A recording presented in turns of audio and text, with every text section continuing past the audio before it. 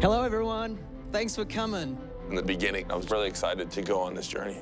I haven't, shot anything yet, but when you see this character and when you see how Jason Momoa is going to play this guy, it's going to be amazing. Yeah! The original Aquaman needed to get a little bit of a boost.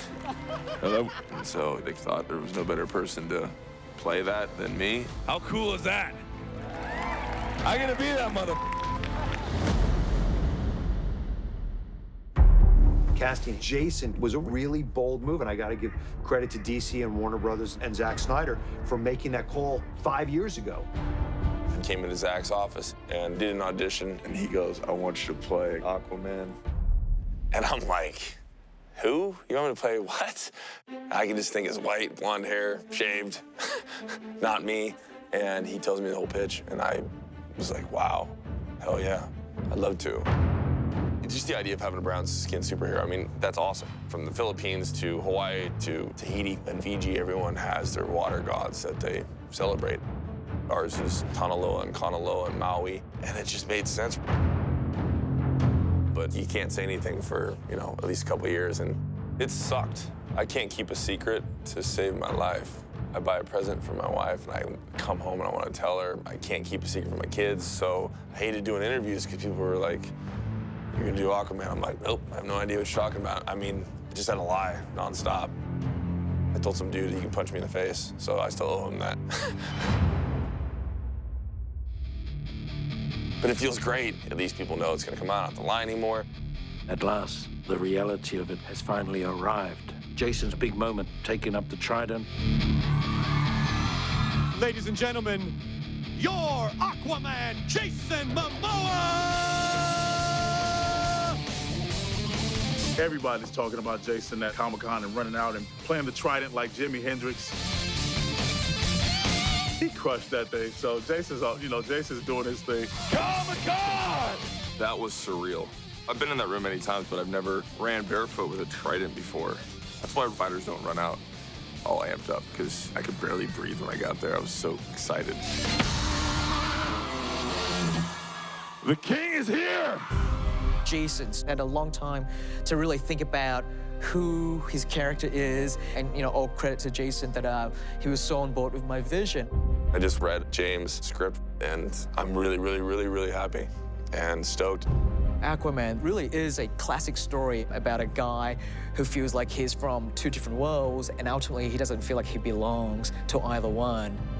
That resonated with me instantly.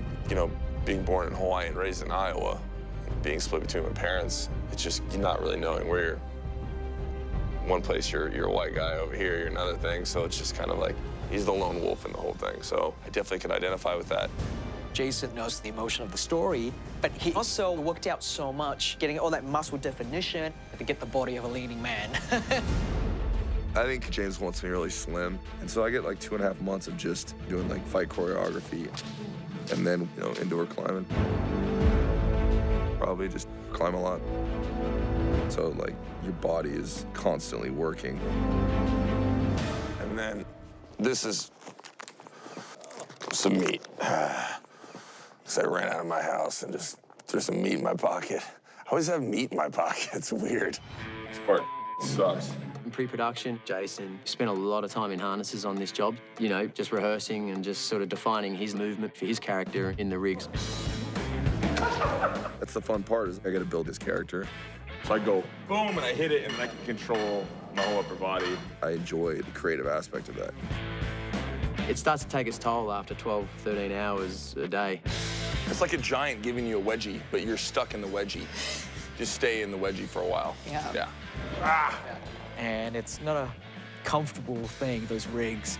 Oh yeah, that's nice and tight. Drop me, Jack. Jack, you have the most important job of getting me the out of this thing, okay?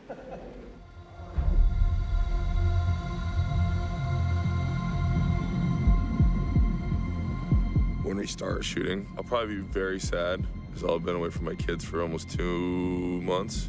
Yeah, I'll probably just be missing my family, man.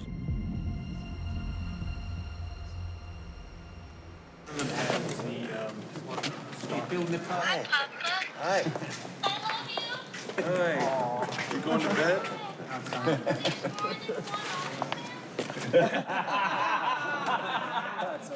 Heck no, there's not. Baby. These guys are imposters. Ready, and Don't believe it, son. roll.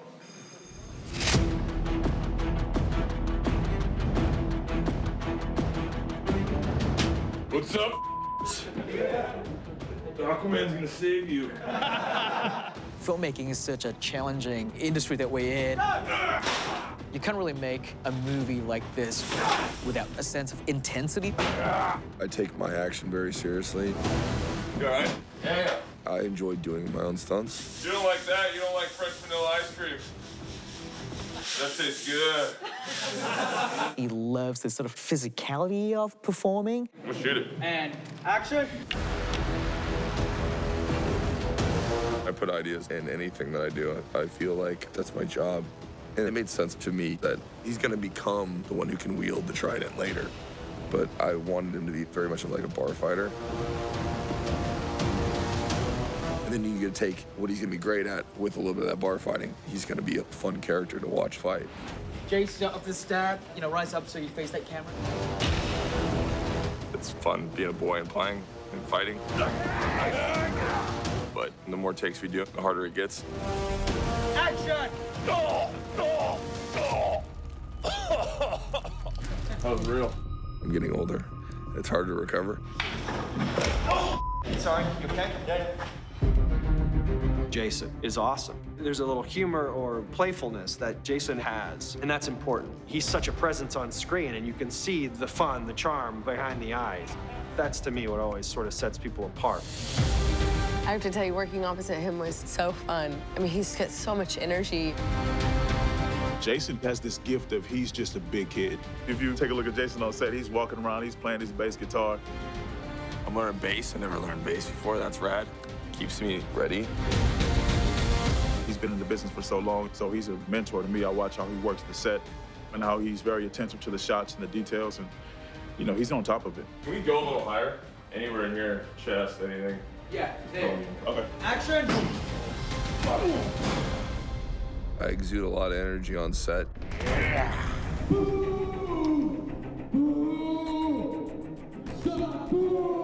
Sometimes I love to kind of roll my actors up, and when it's a big scene where they're supposed to be like thousands of people around, it's cool to just get on the microphone and just yell at the actors. Get out of here! Get out of Atlantis!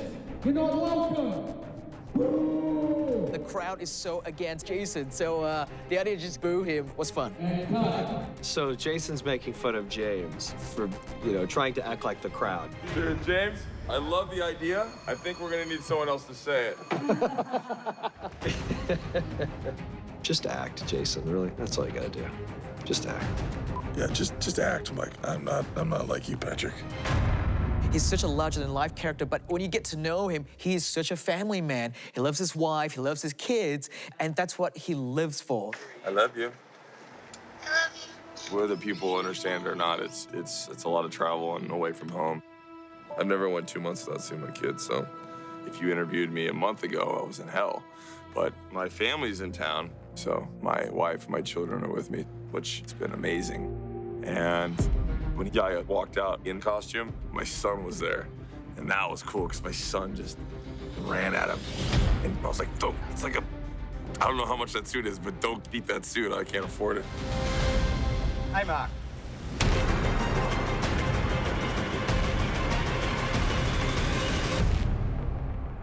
I'm trying to take experiences from everyday life and put it into the character, especially with the father role. Love you, love you.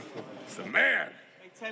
Idol. When we talked to Jason about who he saw as his father, he just immediately wanted Temuera. I love him. It's been a dream to work with him, man. Ever since I saw What's for Warriors, he's like the guy I looked up to. So, I mean, it was epic. He saw a movie I was in, an old movie of mine called Once We're Warriors. And it really impinged on him, this film, in certain ways, culturally, spiritually. I guess for him, too, being a brown boy brought up in Iowa, he kind of identified with the cultural elements, having Hawaiian roots himself. And I notice on this journey as well, Jason's very much trying to bring to the fore some of the cultural elements.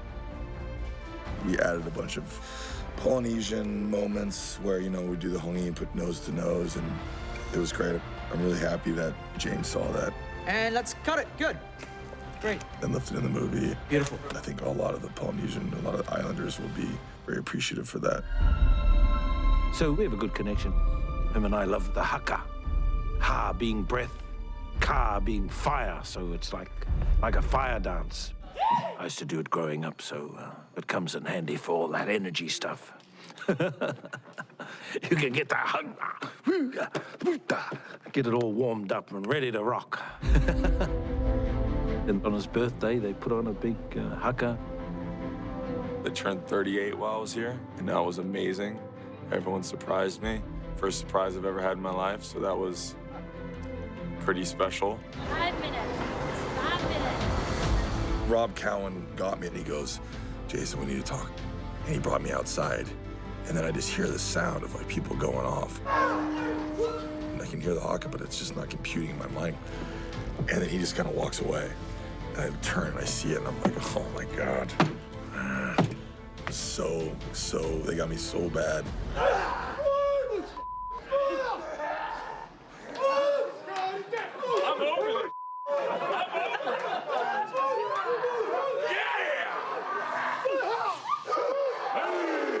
And then it was just amazing to see my son in there doing the haka.